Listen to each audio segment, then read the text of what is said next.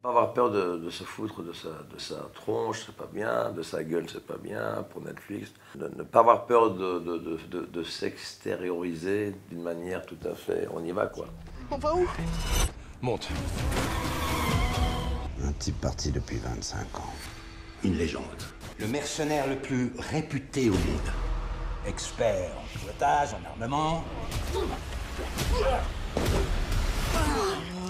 En mode Terminator. Est-ce que ça vous fait plaisir qu'un réalisateur français soit venu vous voir pour bâtir un film littéralement autour de vous et de vos personnages et de votre légende? Non, non, il y avait beaucoup d'amour de la part de David. Ça, c'est tout à fait inévitable. Et c'est pour ça, justement, qu'il a su donc mettre des scènes assez spéciales. Mais il a fait des clins d'œil à beaucoup de choses. Insaisissable. Ou son surnom.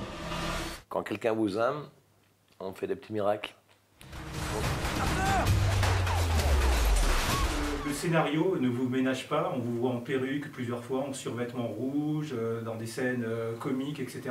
Vous appréciez ce mélange des genres Oui, oui, j'apprécie donc. Si c'est bien tourné, et tu n'as pas peur de faire la comédie, ça passe. S'il y a une gêne et tout ça, ça va pas se faire d'une manière...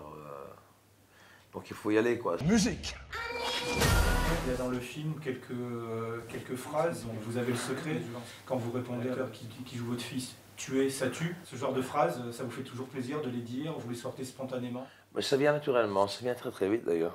Ouais, non, c'est des phrases logiques pour moi et peut-être illogiques pour la grammaire française. Mais le problème, c'est que les langues sont très courtes.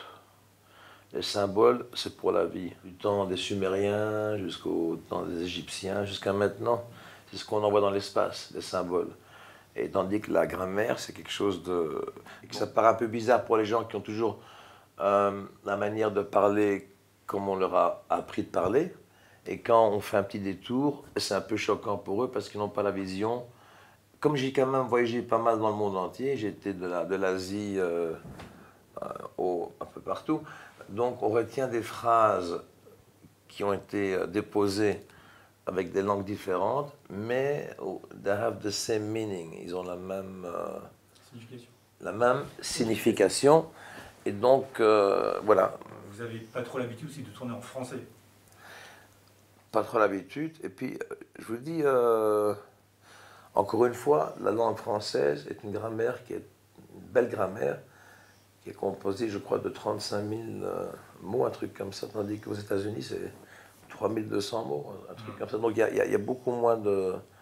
It's more direct. Il y aura des rues à Paris qui seront sinueuses, hein, et puis États-Unis, c'est Jack, Jack, Jack. Hein. Il y a Sunset Boulevard, il y a Fairfax, La Brea, et c'est différent. Vous, qui sont les stars du cinéma d'action aujourd'hui qui vous ont succédé? Ben, je demande à vous. Jason Statham? Jason Statham, bien, bien. Mais c'est différent comme combat. Il va te faire des trucs à la chinoise. Parce que Jason est très courageux. Il écoute bien les stuns et c'est des avec les essuies, trucs comme ça. Jason Statham, ouais, je dirais plutôt les stars d'action qui m'ont fort plus, c'est des gars comme Sly Stallone, mais il est retraité, je crois. Quand vous voyez un Matt Damon, par exemple, dans les Jason Bourne, qui est pas un musclore, ça vous inspire quoi? Mais j'étais le gars qui était target. Il me voulait pour ses films Born Identity. Et à ce moment-là, j'avais une vie assez, comment on dit, des montagnes russes. Et moi et les studios, on s'est engueulés. Et puis ils ont trouvé le Matt Damon et le Ben Affleck. Quand je me suis un peu retiré du milieu Hollywood, parce que Hollywood, il faut se le taper. Et alors ils restent ensemble, les acteurs. Moi j'aime bien, mais je suis pas tellement... c'est-à-dire que... Enfin, je suis content que j'ai pris des vacances. Parce que je suis parti 10 ans à Hong Kong, et là j'ai un peu... Je me suis mis un peu sur une autre branche, c'est-à-dire je suis mis au côté instruction. J'ai quitté l'école à l'âge de 13 ans. Et bon, j'ai fait d'autres choses, hein. J'ai travaillé à l'âge de 13 ans. et alors, les études m'ont manqué. Et quand je suis parti de l'Amérique, et j'habite à Hong Kong, là j'ai commencé à devenir monsieur YouTube. Je me suis informé dans des choses que je voulais, des choses spécifiques, d'où on vient, l'histoire de l'homme, enfin des tas de choses qu'on n'apprenait pas à l'école. On parlait du supercomputer AI. C'est pour ça que les gens me trouvent un peu bizarre. Ce chien, par exemple, il a sa propre frequency, sa fréquence de son. C'est-à-dire que quand tu parles avec un chien au téléphone, et c'est son maître, il ne va pas reconnaître le son de la voix. Donc, parce que le téléphone donne une fréquence différente. Et je me suis dit dans ma tête, si on peut faire de différentes fréquences, les animaux, enfin chaque species, they have a different frequency than other species. Hein?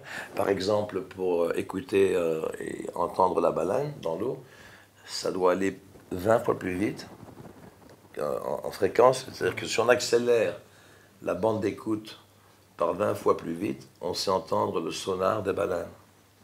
Mais ça a été découvert par coïncidence avec un sous-marin.